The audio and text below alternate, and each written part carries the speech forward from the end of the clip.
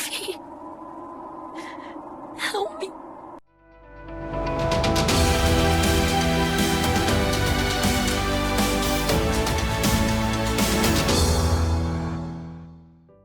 Episode 7. This is where we dive into Nami's past, her life before becoming a thief, and why she becomes a thief. Also, everything she goes through.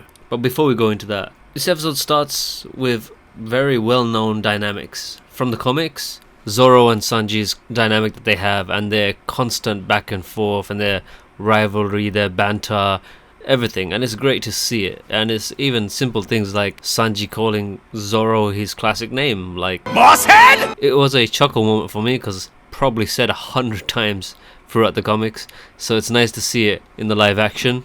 Cocoa Village is in a really bad state. It's completely destroyed, it's been shredded, it's been torn apart, it's rife with suffering, poverty, everything. It's just completely destroyed. As we go through this episode, you work out what Cocoa Village is about and the story behind it. You see the dark side of the Marines. So far, Marines have been portrayed to be the good guys, with some guys who kind of ride the line a little. But we haven't seen the Marines actively participate in harming normal civilians. The other side of the Marines, the ones that will harm, the ones that don't really protect anyone, and they work against everything the Marines stand for. This is a new dynamic that we haven't seen so far in the One Piece live action. It's something that exists in the source material. It's a running theme. There are good Marines, there are bad Marines.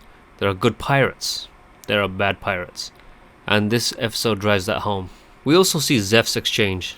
I'm not going to say with who, I'll leave that for you to find out. You see him talking about the fact that it's time for a change.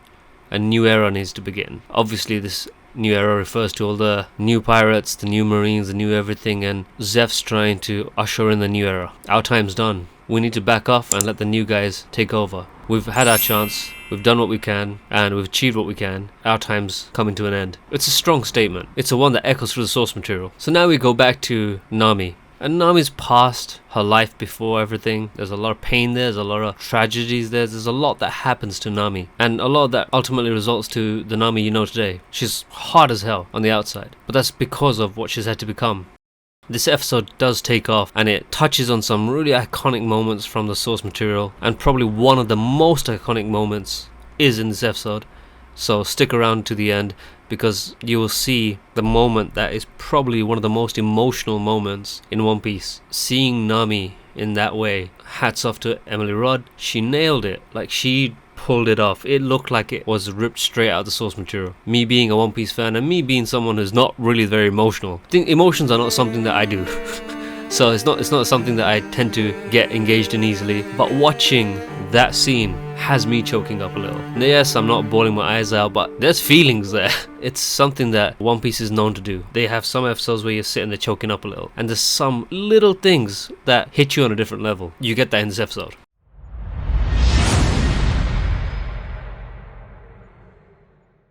This episode really puts weight on everything that's happening. Everything that's happening around Luffy, everything that's happening around the crew, everything that's happening around everything. There's weight to everything. And you start seeing Nami for who she is. Because up to this point, you're everyday thief, in it for herself, but you find out why. Why she's in it for herself. Why she does what she does. Her breaking. I have to give it, a hats off to Netflix for this. Because in this day and age, every strong female lead is boring. I'm sorry, they're boring. Crap. They don't have any arc, a story. They're just born strong. Superheroes who have everything. This is something they did for men 30 years ago and moved on beyond it. It's because it's too flat. People get bored of that shit. Unfortunately, they are learning this lesson with women leads now. So I'm glad Netflix showed that what makes a woman strong is not the fact that she can take out someone unrealistically. It's the strengths that lie within. As somebody on their own, take on the world, anything and everything for the things you love. Nami is written really well. I'm glad they carried this over from the source. You're rooting for Nami, but at the same time, nowhere do you see Nami as weak. Nowhere do you see Nami as lesser. If anything, you see her as one of the strongest characters in One Piece because of what she's been through,